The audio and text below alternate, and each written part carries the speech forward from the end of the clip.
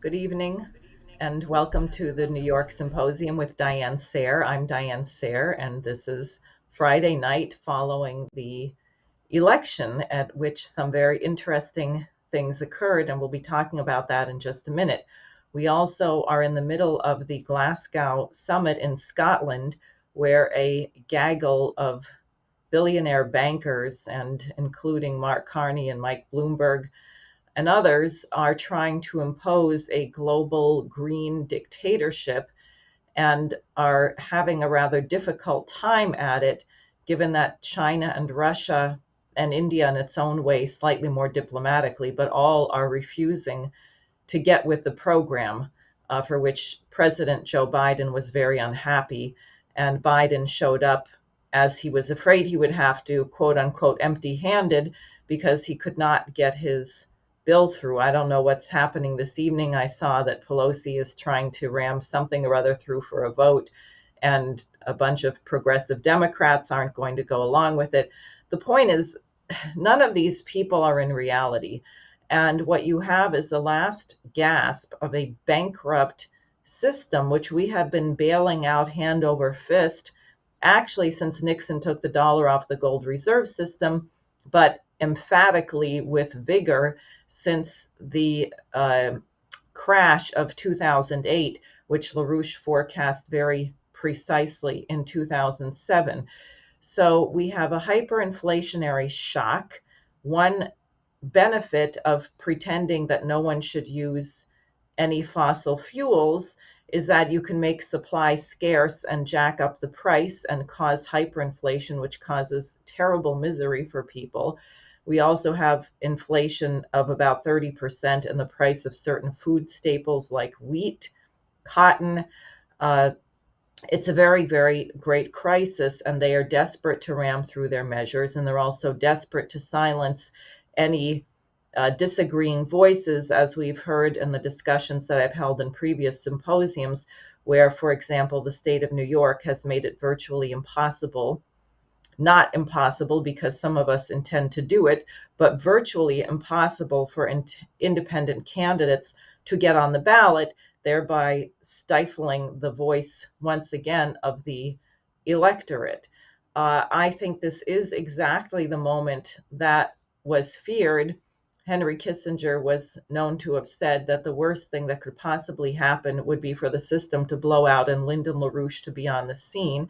It's my intention with my candidacy that LaRouche is on the scene through myself, my colleague Joel DeJean, who's running in Texas in the newly created 38th district, and perhaps many other people who will fight for the program of LaRouche's Four Laws, emphatically starting with the bankrupting of Wall Street and this criminal London bubble before it kills people. Otherwise, I just want people to have in mind that we have a very, very time sensitive crisis in the nation of Afghanistan. Afghanistan has very brutal winters. They suffered a massive drought after the United States and NATO left. Our Treasury Secretary, certainly under instructions from Biden, I would imagine she didn't do it on her own, froze the $9.2 billion of the Afghan Central Bank in the New York Federal Reserve. That's where the bulk of it is, and a few other big banks. So this nation has a kind of a liquidity freeze. It's about 2,000 medical facilities, clinics, and hospitals have been shut down. They are now warning that 55%, that is 22 million people in Afghanistan, are at risk of not making it through the winter due to starvation and freezing to death. And I think it's a really sick thing to be in a quote unquote advanced, obviously not morally advanced nation and allow such a thing to occur.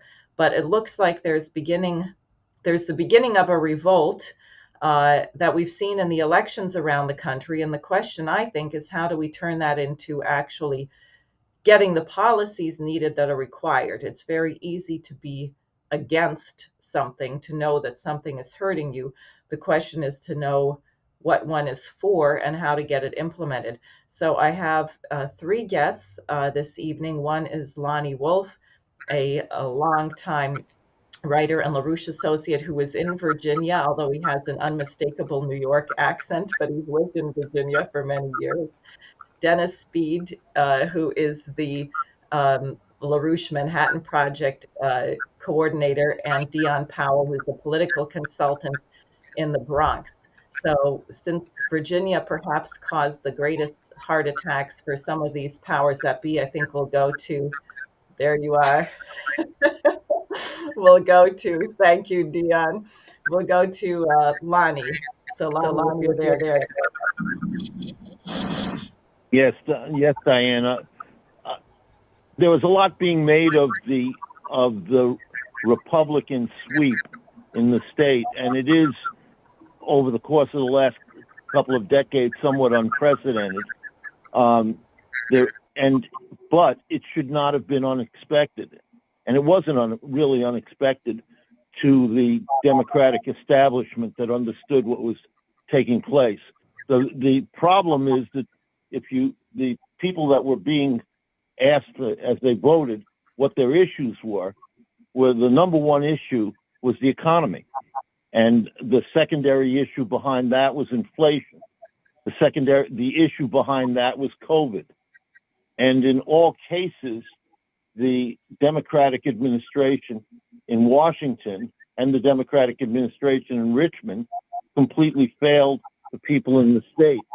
And so what they did is they delivered a slap in the face, not so much that they were voting for the particular candidate. They were voting against what the Biden administration represents to them, which is a cluelessness as to what's going on in their lives.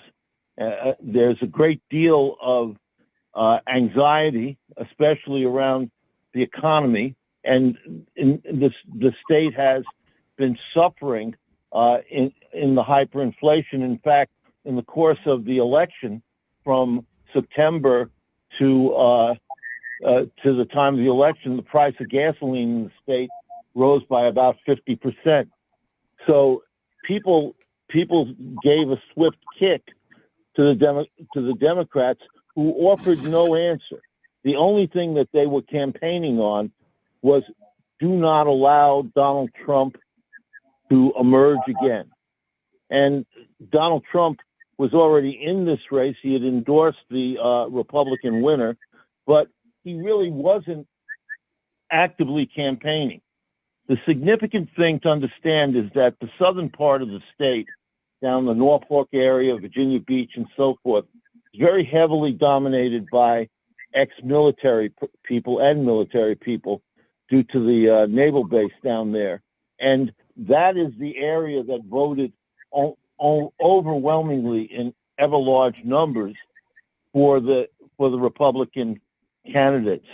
There is another thing to note, which is the Republican candidate for lieutenant governor, who won narrowly, a little bit more narrowly than the governor won, against the candidate that he was running against, was the former, if it couldn't be more clear, was the former head of the Democratic Party nationally, Terry McAuliffe, who's a factotum of the old Clinton machine and is very much associated with Hillary Clinton, who is by far still very unpopular in these parts of the world. So this woman, her name is Sears, comes from the Norfolk area, and her candidacy was somewhat surprising. She did speak on a number of these issues, although it has to be stated that nobody was addressing anything in any serious way. Nobody offered any serious program to accomplish anything. Nobody was offering any serious program around infrastructure and so forth. The Democrats were desperately hoping that the Biden initiatives of some kind would pass so that they could at least point to something, although there is no great enthusiasm in this state for the Green New Deal. There are a lot of farmers and others who are very much opposed to this, but this candidate, the the lieutenant governor back a few months ago when she was campaigning, and she indicated she did something which was to be noted. She mentioned that she intended that her campaign was inclusive, was intending to include all sorts of factions: Republicans, Democrats, Independents, Libertarians, and LaRouche people. And when she said that, everybody freaked out. Now, you should know that over the course of the last 15, 20 years, we have had an active presence in Virginia. We've run a number of candidates. Lynn ran for Congress at one point when he was in prison. He ran in the 10th district in Virginia. We've had other candidates. Alan Ogden ran for Congress. And most notably, former editor of the New Federalist, Nancy Spanos, ran against a person who was intended to be, by some people, to be a president of the United States, Oliver North. And we defeated Oliver North. We have a lot of input into the political establishment in this state. We are known to have been a factor. This is, of course, where Mr. LaRouche lived, and outside of Leesburg. And we were a factor both in the Republican and Democratic parties in this state. And we have an extensive base. So when this woman said this, it wasn't something that I was surprised by, because we are considered something in the state. She was just sort of giving a little shout out there, and she got denounced by various news media for even mentioning us, which is the way things go. But this vote will indicate to the Democratic Party the bankruptcy of the Biden agenda and the Biden program. It's a very clear message on that. As far as meaning that the Republicans have the answer, no, that's not what it means. It just means that people are tired of the bullshit coming from Washington. And they voted against the bullshit coming from Washington, and the Republican Party, in this case, was the beneficiary.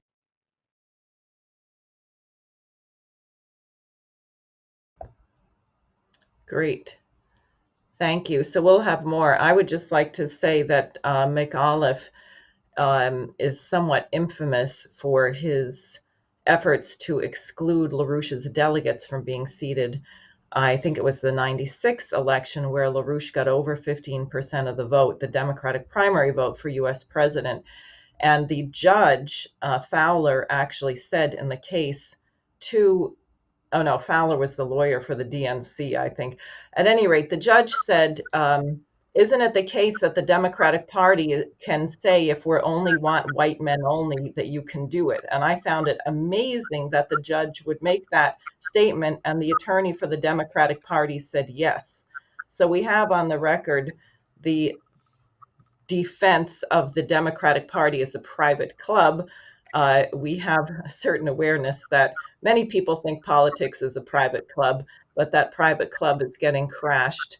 So, Dion from New York, why don't you share a little bit of your perspective, what went on there? Well, in Virginia, I'm glad you asked. The gentleman before is absolutely right. He said two words I used up here in New York that resonated not only for Virginia, but for New Jersey as well, which are gas prices. All right. And that affected the common man on the ground up. Another thing that affected the regular folk on the streets are the blockchain. A lot of people don't know that something simple as supplies to small businesses, let's take Subways, for example. If you go in there order a meal, they say, well, sir, we don't have sausage because of this, or we don't have eggs because of this, so we can't really serve you. We're looking for vendors. Here in New York City, for example, even Hunts Point, the largest market on the Eastern Seaboard, they couldn't even get people to have certain shipments of those food supplies and supplies for small businesses. Another thing about Virginia is very interesting, because I have family, friends, and political allies down there, is that critical race theory, and their attorney general, as I understand it, would compare parents to domestic terrorists. And that resonated throughout not just Virginia, but here in New York as well, when there was a attack on parents when they were trying to get more active in the education curriculum of their children.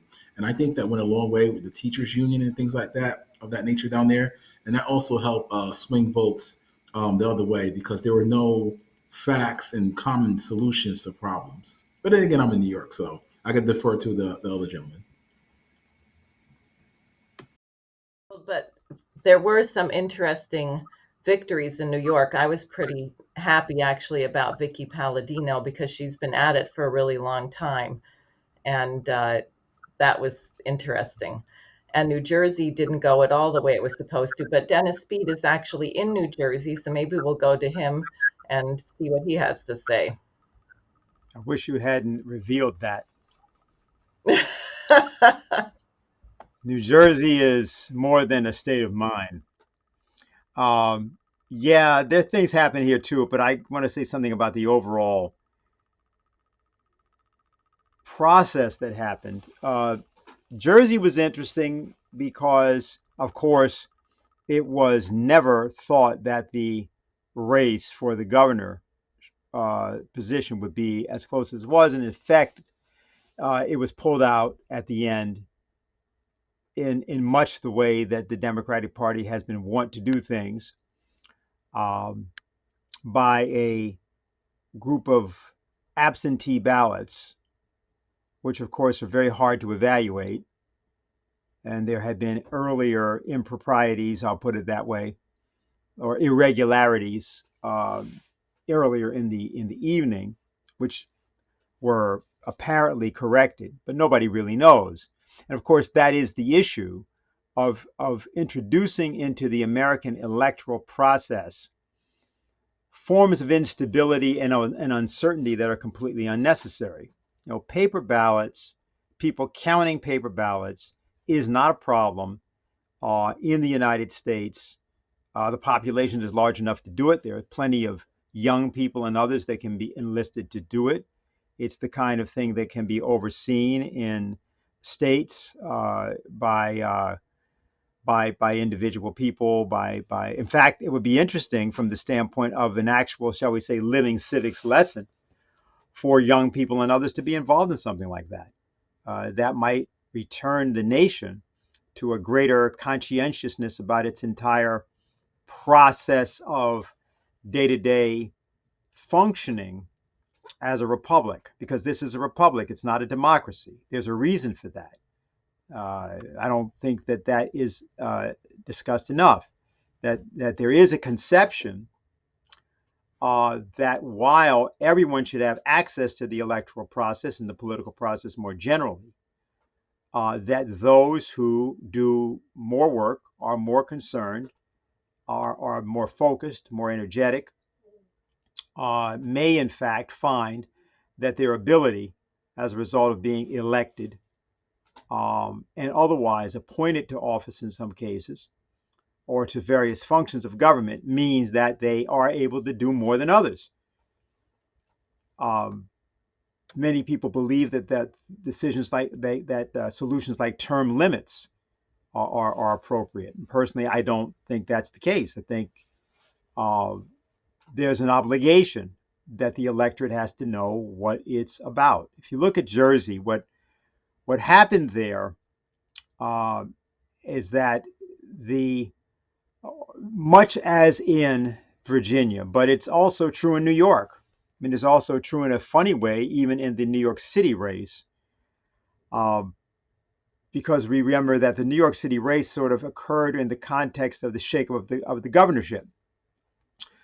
And the removal of the governor on what may not be arbitrary charges, but the notion of removing him in the middle of the circumstances that we find ourselves in that way,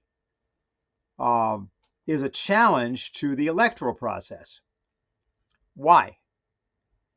The people of the United States are required to self-govern. And when they don't do it, they should not be let off the hook by others claiming that because of some particular violation of some precept of political correctness, or for that matter, even because of some impropriety that they've committed. Because if you started looking at that and taking that as the standard, you'd have to basically eliminate almost everybody that's ever held office in the United States' history.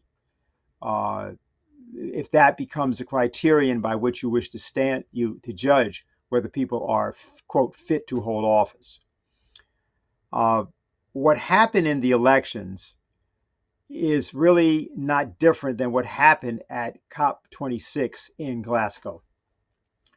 Now, people would not relate that because one was a set of elections in the United States. The other involves a bunch of people meeting about climate change ostensibly across the world, and being addressed by a lot of people with a lot of money and with ulterior motives, in fact, so why does that have to do with the elections? The issue that faces us in Glasgow and faces us in the elections is the same. How are the people of any nation going to survive the combination of crises that they've been confronted with? Whether we're talking about hyperinflation, we're talking about the COVID pandemic, we're talking about the manipulation through drug traffic of the minds and souls of tens of millions of people globally by cartels that claim to be not involved in it. You have these sorts of problems. And what you're seeing play out in both arenas is a circumstance in which something is nakedly declared to the people. In the case of Glasgow, it's nakedly declared we intend to depopulate the planet and make you pay for your own depopulation by telling you that we are going to save the planet by killing you. And that the science on that is settled. You're going to die and the planet will, quote unquote, be saved by that. We won't die, you'll die, but of course that's regrettably necessary to save the planet. Your carbon footprint is too big and black. So that's what they're doing. And then in the electoral process, ever since particularly January 6th, but even before that, really all throughout 2020 and even 2019, you had a kind of step-by-step tearing down of the American electoral process. And this happened through a series of different laws and changes in law that were occurring in the background.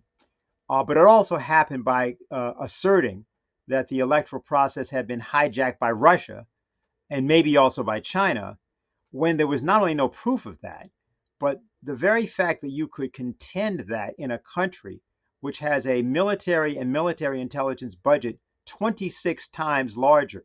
Well, let's put it this way, the largest in the world, as large as the next 26 nations combined, including Russia and China.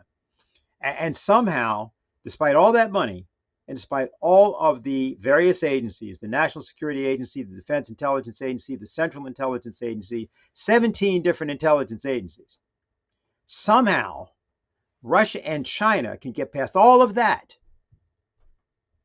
and break down the American election. And this was credibly contended and asserted by virtually every media outlet in the country for a period of almost 4 years. So that was the actual way the election was undermined there, a complete lie, just like the one that's going on in Glasgow. And so the process we saw in the elections is that people may not know exactly why they're being lied to, but that they're being lied to, they don't deny.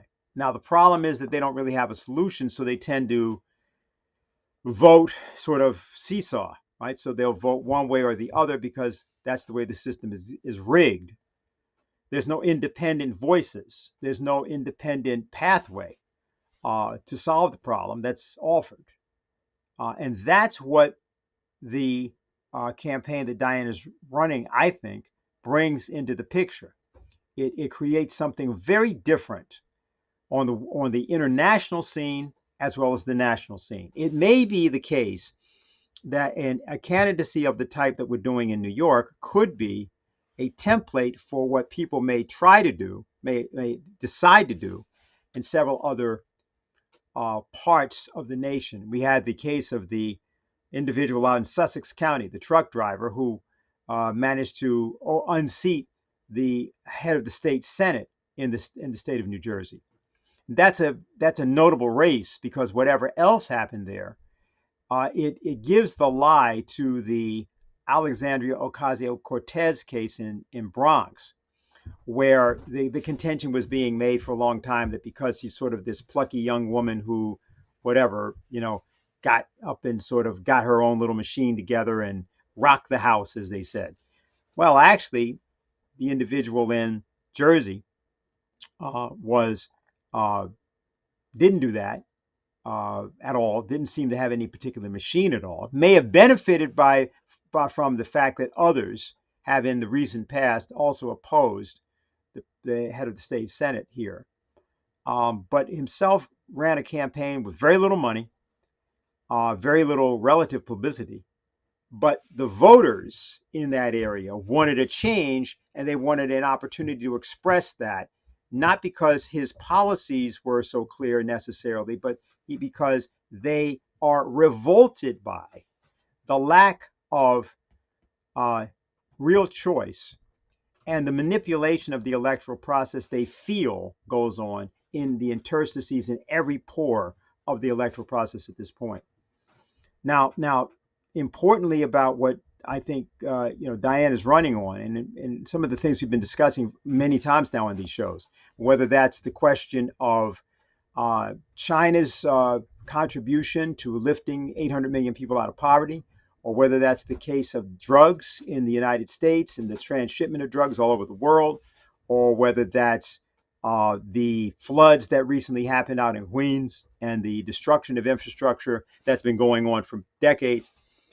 What we're doing is we're trying to raise matters that are actually at the very core of life and death for the American Republic, not only for people in those particular circumstances.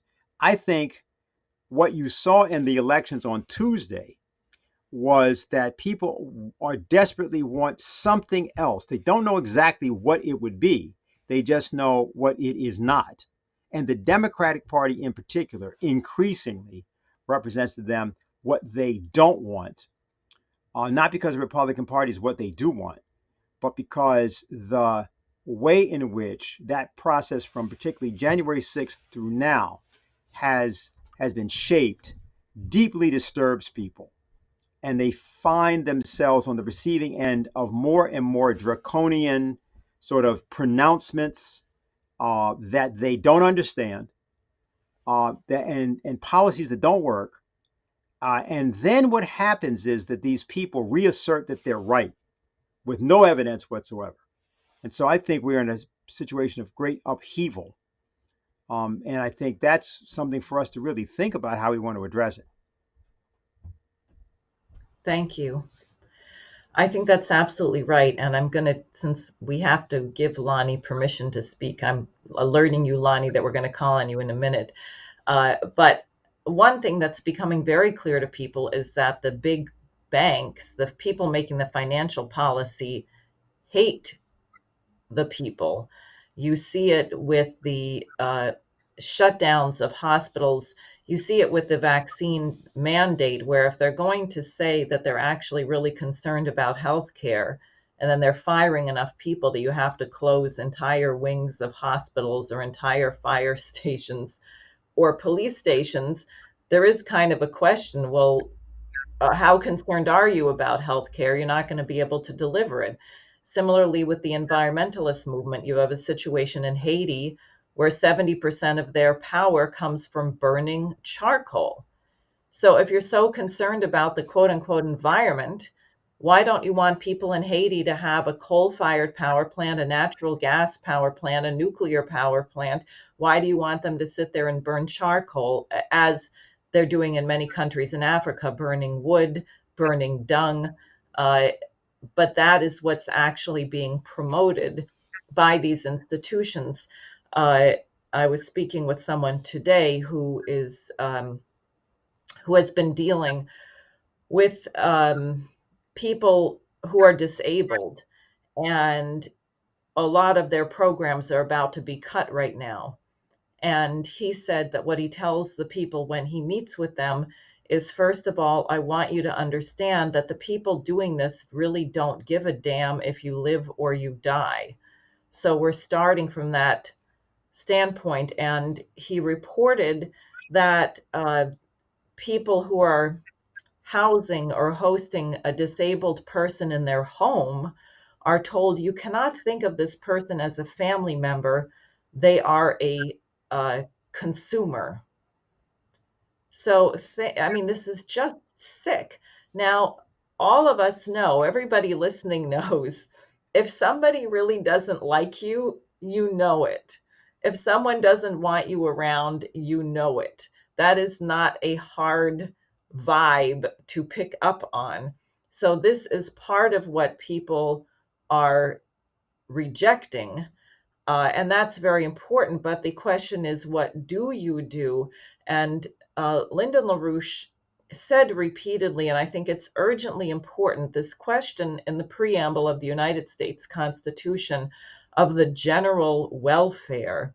That is the reason for government. If the government does not improve the standard of living of the people, then there is no reason to have a government. That is the whole purpose of it. The purpose of the government is not to bail out a bunch of criminal, perverted billionaires.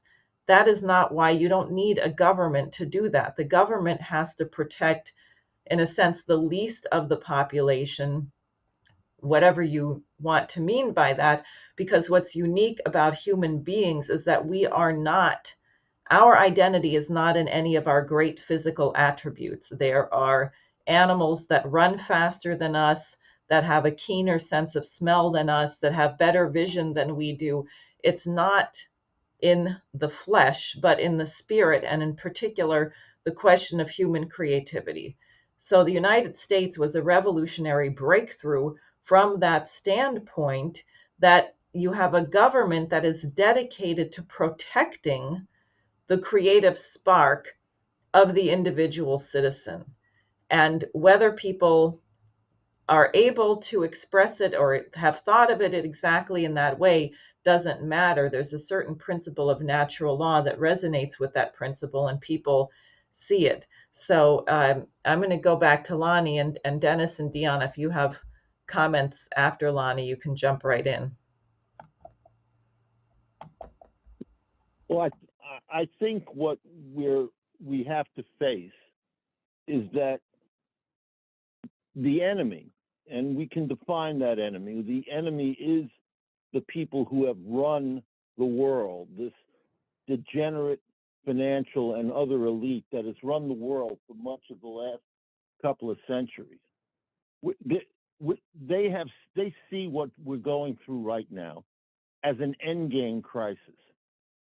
The intention, their intention, is not to try and put this or that political figure in with this or that political agenda. They intend to eliminate the United States as a sovereign republic and to eliminate around the world all sovereign nations. They intend to impose, this is their intention, to impose a global fascist, and that's the right word, not an adjective, it's the right word, fascist dictatorship, which will impose conditions of austerity that will support this enormous speculative debt bubble that is in the process of exploding, but with muffled sounds right now, but soon to break out in a much bigger way in under conditions of depression collapse. Now let's look for a second. There's precedent for this. This is precisely what their intention was in 1931-33 period. They intended to put into power in the United States a technocratic fascist dictatorship, which would overtake the elected government of the United States, the government of Franklin Roosevelt. But Franklin Roosevelt mobilized the population of the United States to defeat this effort. The intention was to destroy the elected government of the United States. See, here's the crisis we face. We have very real crisis. The economy does not work. Just go to the store, go and look at what's on the shelves. Go, I do contracting work. Go try and find lumber or any particular thing at reasonable price. You can't. There's things you used to be able to do with ease. You can't do them at all. There's no supply. Go look at what our ports look like, where there are skyscrapers of containers that move nowhere, cars on docks moving nowhere, there's supplies moving nowhere, an economy in which we're supposedly coming out of a crisis in which we are nowhere near. We are at 70% of what we were before the COVID struck. The COVID only masked this condition. So we have a crisis, and no one is addressing this. Under those conditions, they believe that they can strike out against government, not just against Republicans or Democrats. They have no allegiance to Biden or anybody else. They will attempt to put over this, as they did, for example, in New York City in the 1970s, a dictatorship on top that crushes sovereign government, just as the Big Mac regime of Felix Roten crushed sovereign government and then tried to impose a dictatorship. But what stands in their way? We do. The LaRouche movement does. Diane Sare does. We're their worst nightmare.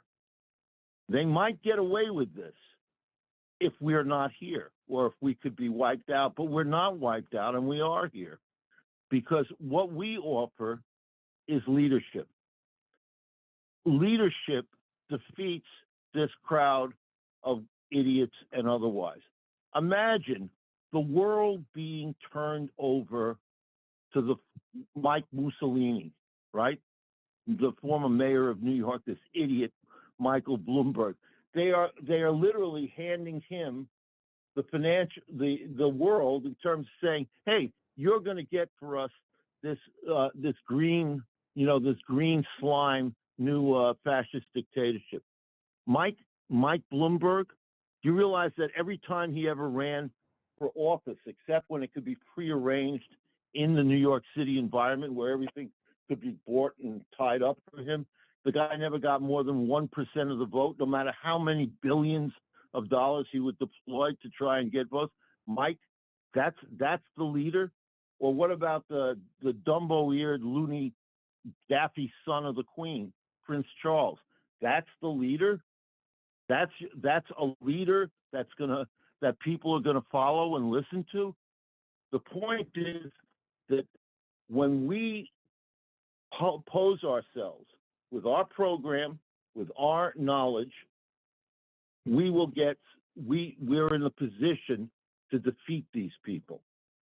They don't have anything. They have nothing to offer except they'll tell people, you want out of chaos, you don't want to die, well, maybe we'll give you, some of you guys, a pathway out. That's not going to work. And so I think we're in what Helga likes to call, this is one of our punctum saliens. This is a point in which not one thing can change, not a couple of things can change, but if we do what we have to do, everything can change.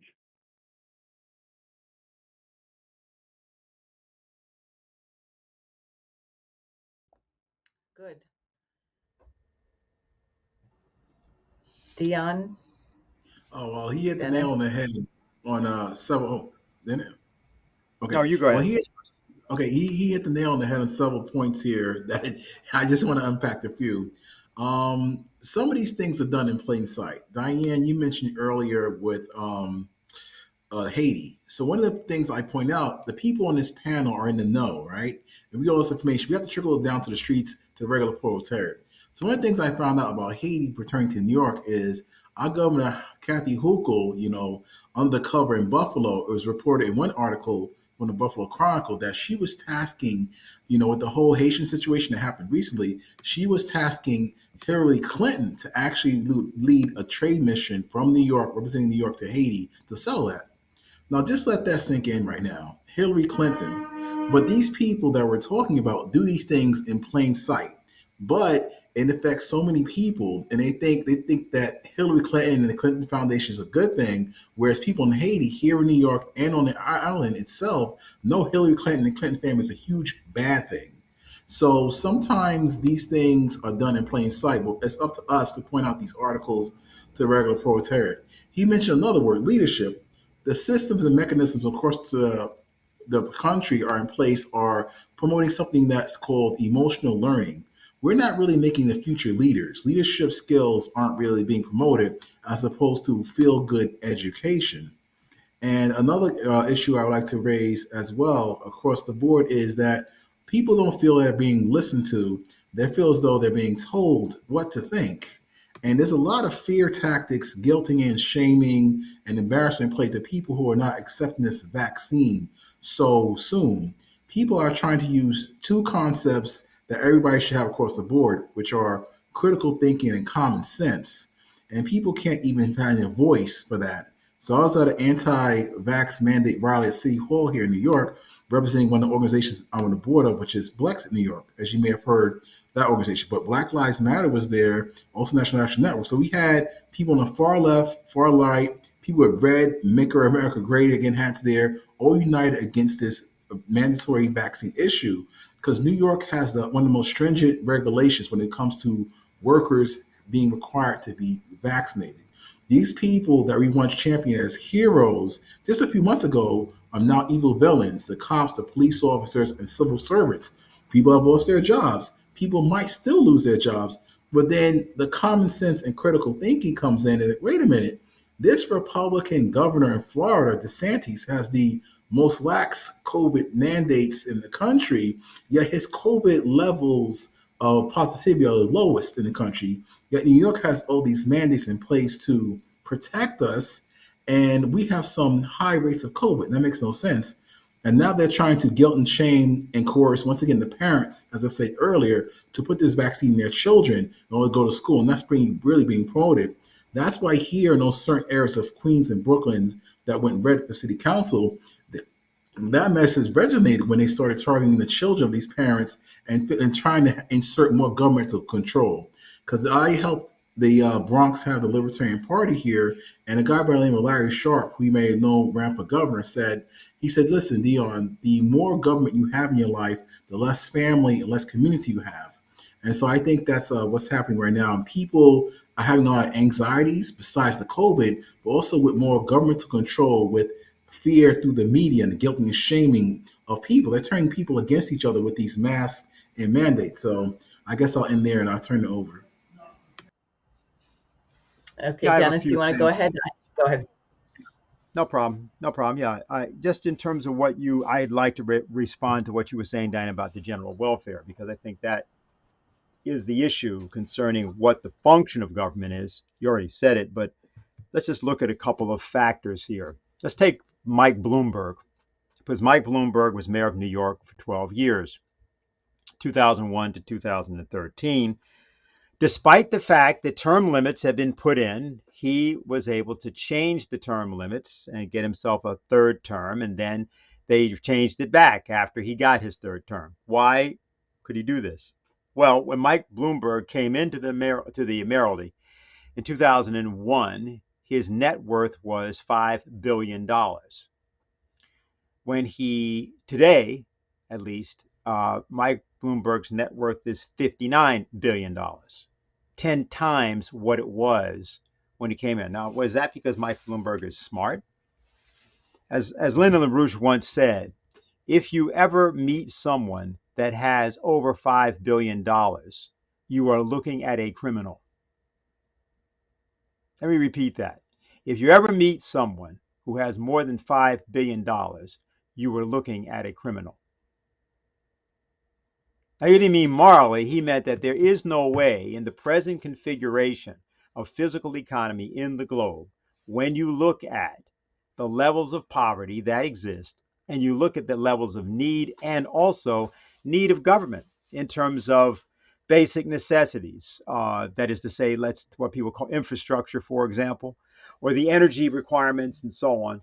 If you look at it from the standpoint of the productive economy, as opposed to the idea that money should dominate, that there is no way that if you have individuals that have accumulated that amount of net profit, that could have been acquired legitimately.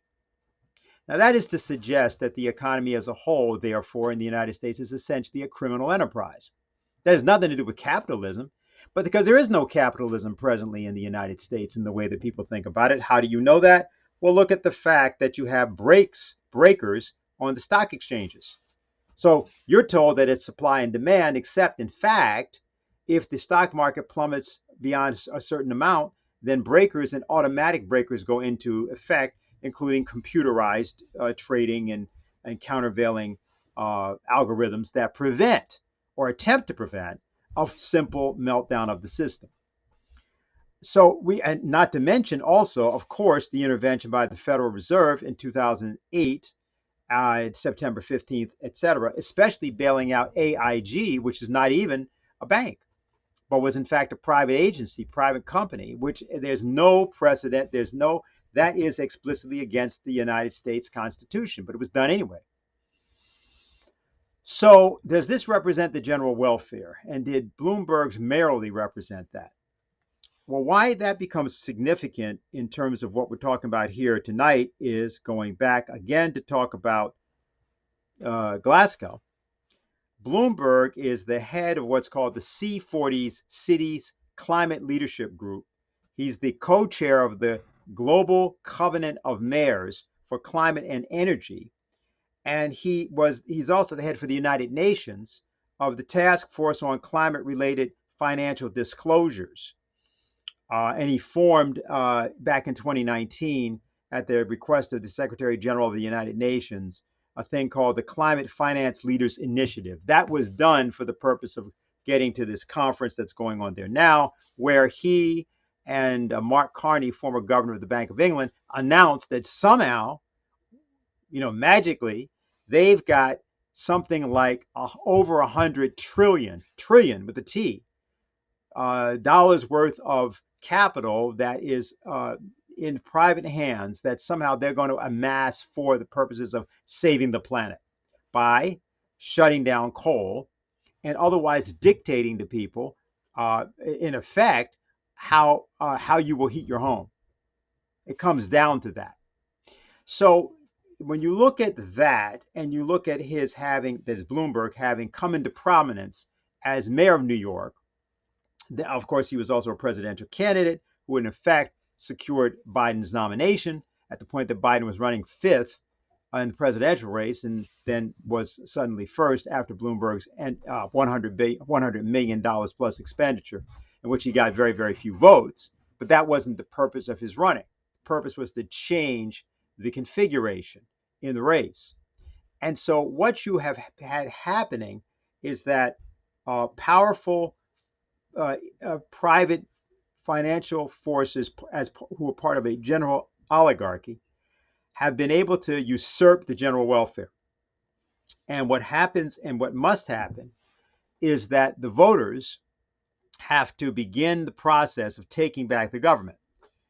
Now the way to do this is to use the COVID emergency to do it. And some things were referenced just a few minutes ago. Now, I emphatically believe that public health measures, including vaccinations, are essential, obviously, to meet my view, to addressing any healthcare crisis, including this one. The problem involved is that if you don't have public health, so that you're not actually looking at, for example, the state of health of the population you're dealing with, clean water, nutritious food, a decent housing, if you don't look at these as emergency health measures, along with having enough hospitals, nurses, doctors, clinics, and access of all these to the sick population, here's your problem. You are mutating a disease as we speak. All of the mutant strains of this disease are not known. There is no way that whatever you're doing in the regime of vaccines is going to be able to keep up with the mutations by dint of the fact that you don't even know where the mutations are happening because you don't have a public health system. Now, that's not just for the United States, because the pandemic doesn't care whether you're an American, you're Brazilian, you're from Botswana, you're from Guyana. It doesn't care. It morphs, it mutates wherever it mutates. And it will infect people, since it's now pandemic, globally, if it can do that. So you don't have any choice about whether or not you're going to build an international World Health Platform. However, that's not the same thing as saying you're going to dictate, a group of governments are going to dictate to the world who gets what vaccines and who gets what. That won't work.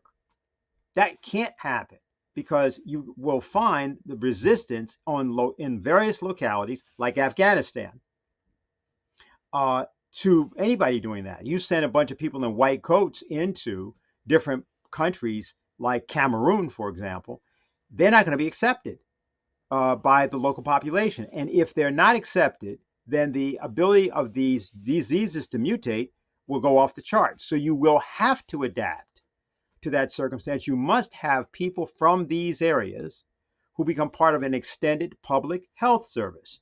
This was invented in part in the United States, in New York City, by Frederick Law Olmsted and some other people back in 1861. They called it the Sanitary Commission. And it was the way that the Civil War, the Union soldiers in the Civil War, were treated. As Olmsted apparently stated at one point, it was because of the ability to treat those Union soldiers that the United States, the Union side, won. That was really the United States. The others were in rebellion against it. That it was battlefield medicine, which was created at that time, that caused that the Republic of the United States to be saved. It's the same thing now. So I think what you're looking at in this present circumstance, and this, by the way, to say about the issue of the mandates, I agree. I agree that people are suspicious. People feel that they've been jerked around. People feel that they're being told something that they don't understand, and they don't really think that the people that are telling them understand. And they don't want to be bamboozled if you're telling them that you think you've got forms of treatment that are essential, that they've got to have access to, and that you find that that's had to be done for purposes of health. And that's absolutely right, and that should be done. That may cause a controversy, but you need to do that. But that's different than doing that if they're enlisted, if they're part of a public health service. That's what Helga Sepp-LaRouche called her Committee for the Coincidence of Opposites. It was a way of trying to put medical personnel, non-medical personnel, and even military personnel into one pot, and to say, okay, let's all get together. Let's deal with poor areas first, because we know that that's where we're going to have the biggest problem of the spread of these diseases. Let's make resources available. Now, if you can stand in front of people in Glasgow, Scotland, and say you got $130 trillion, when all you need to address what we're talking about is 1% of that instantly spent around the world. I mean, what that tells you is that you have something so both evil that's being proposed, as well as something which is so vulnerable because of how crazy that very statement would be if people knew what was being said to them, and if independent candidates and others were out there to put it out there. You know, this is a great moment for those of us that have wanted to take apart the kind of injustice that people feel, but they don't have a name for it. They can feel it, but they can't see it. They can hear it, but they don't know who's speaking.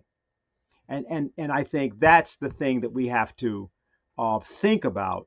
And if we pose to people this issue, what's the general welfare? What does everyone in the world need? What do we need? How can we contribute? How can other people contribute?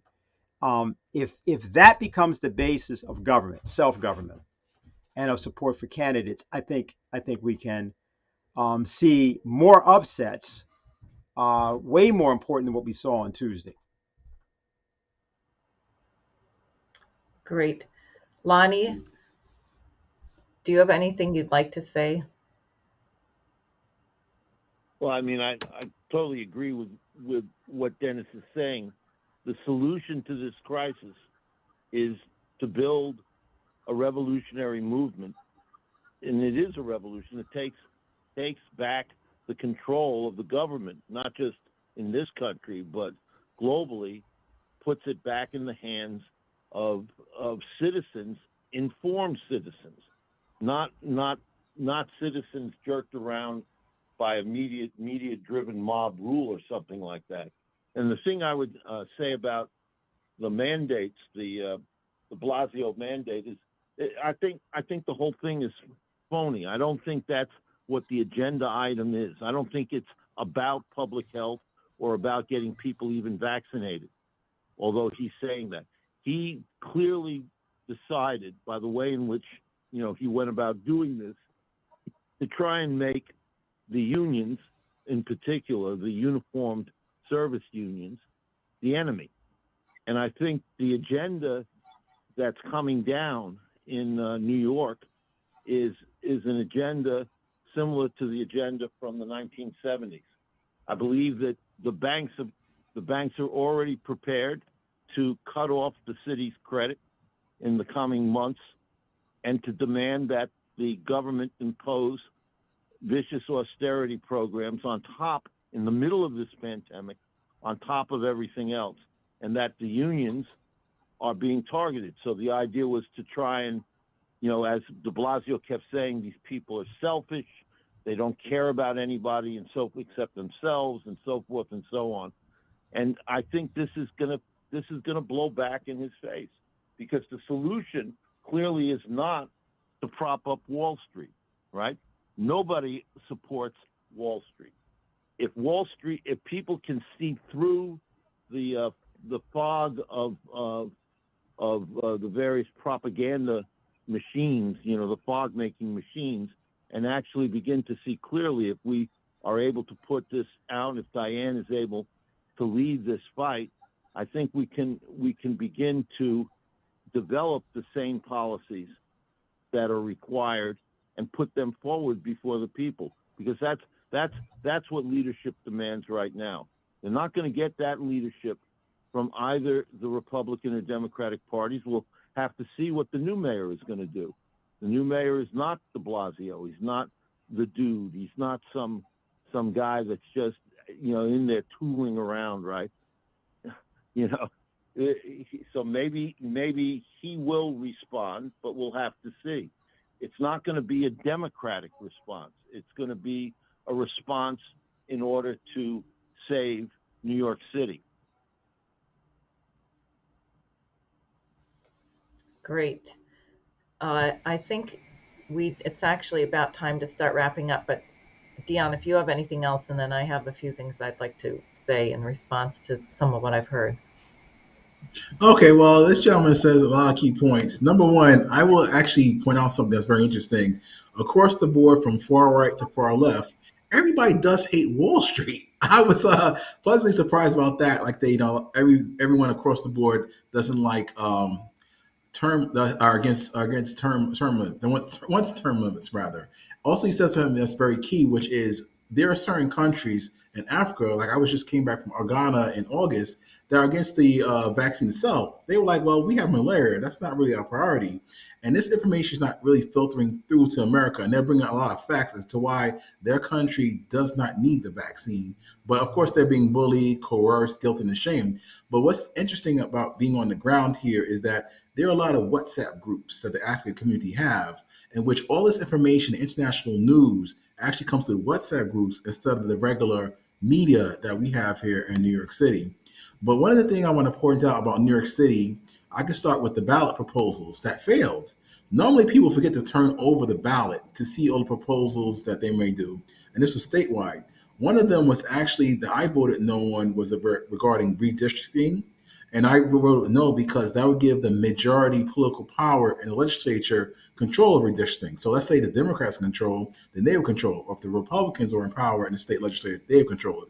But there were other ones when it came to progressive voting reform, like same-day voting and no excuse absentee ballots, that actually got voted down as well. And I'll end here because I know you want to conclude the show. I'm going to talk about the Asian community, because it was pointed out to me on a show I was on Thursday that the Asian community actually voted red in these different races where the Republicans ran. And Grace Ming was very furious about it on Twitter.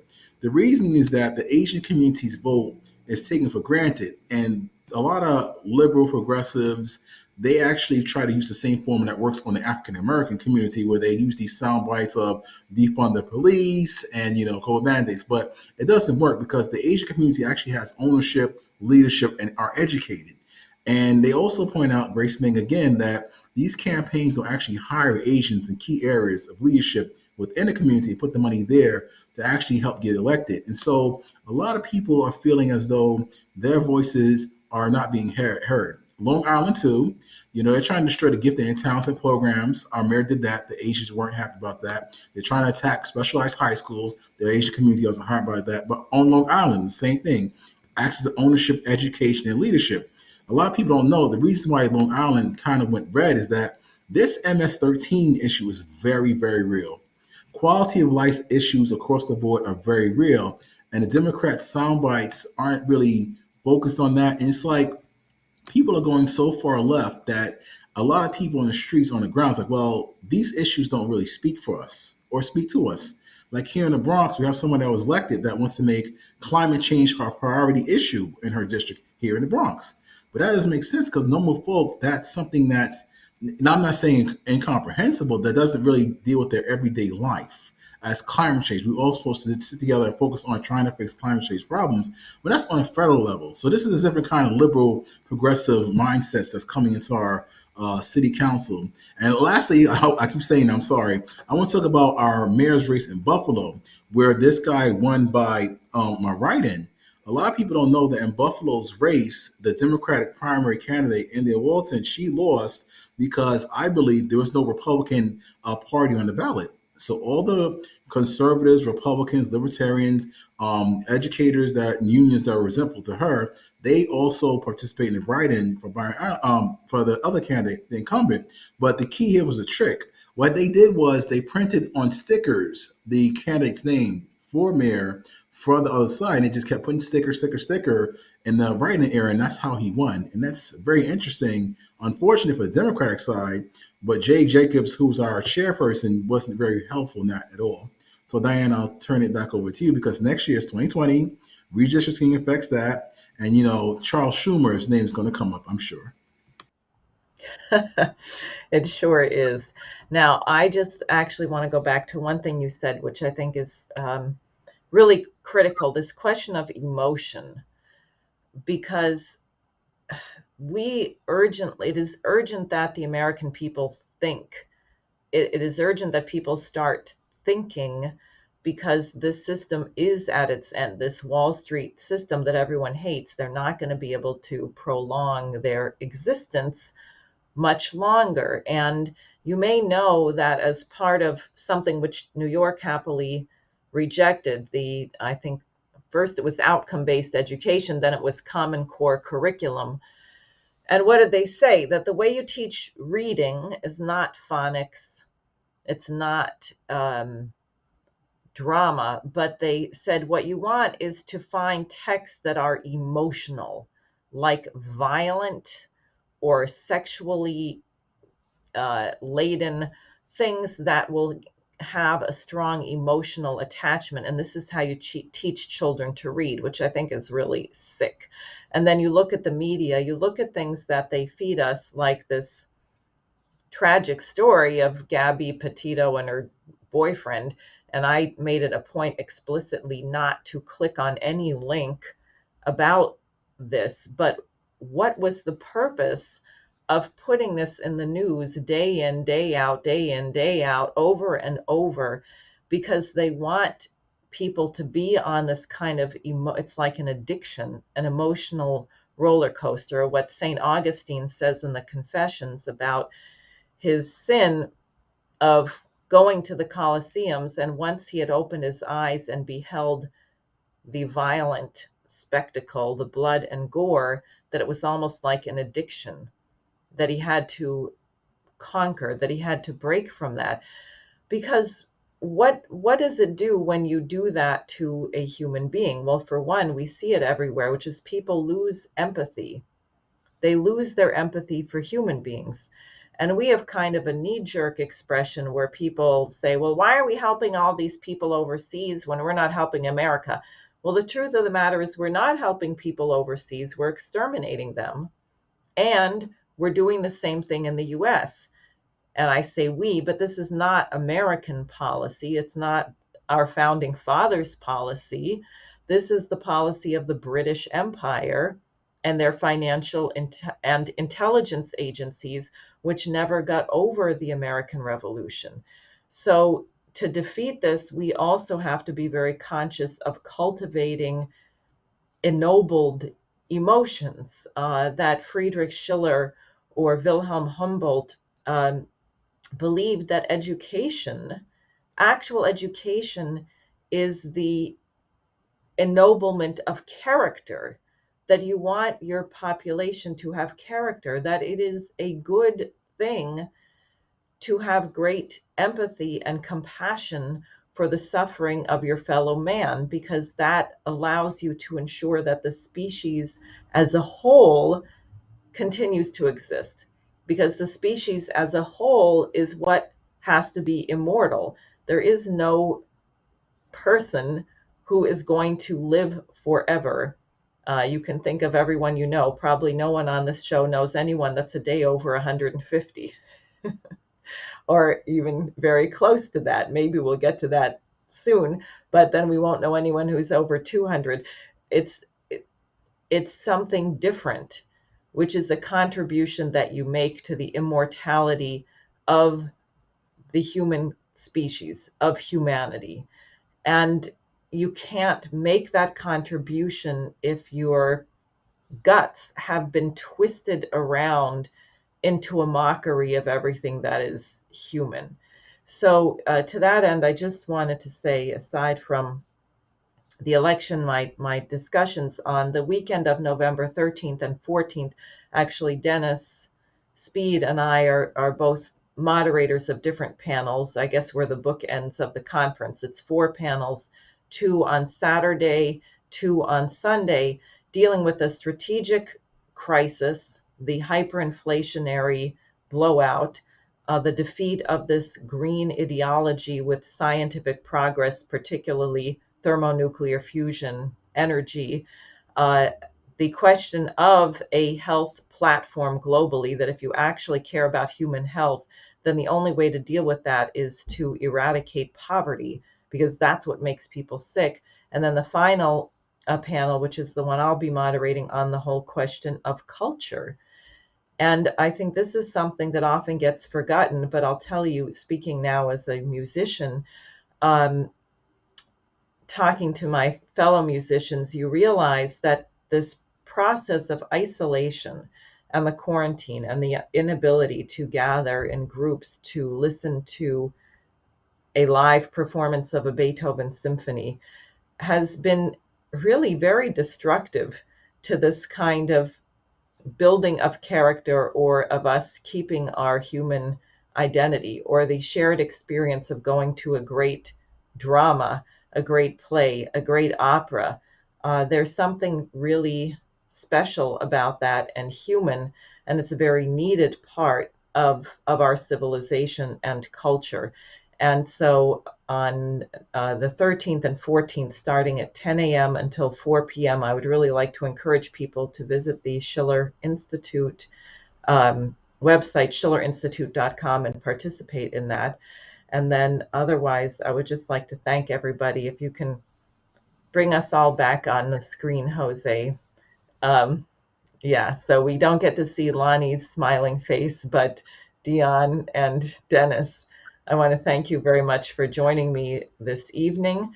I would urge everybody who is not done so already, yes, please go to sareforsenate.com and sign up to volunteer for my campaign. As you know from these discussions, if nothing is changed, I'm going to need 45,000 signatures in a 6-week period in 2022, and we're going to have a real army to do that. So we need you on board. We need you distributing the New Federalist newspaper, and you should sign up. So that's what I have. But thank you very much, everybody, for participating.